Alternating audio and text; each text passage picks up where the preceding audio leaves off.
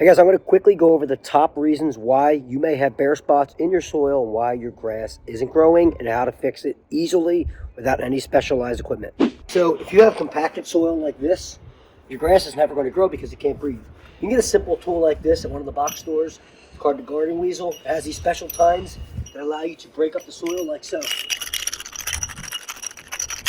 Now that your soil is broken up, your grass and your seed will be able to grow. So I recommend just getting some seed, throwing it in the soil here, covering it up a little bit.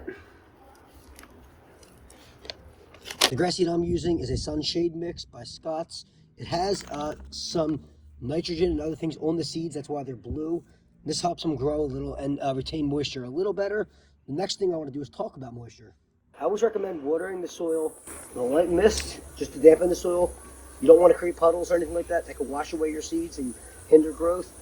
And you want to do this in the morning and at night before you go to sleep. That way it'll retain maximum moisture. Thanks for watching. I hope we all have good lawns this summer.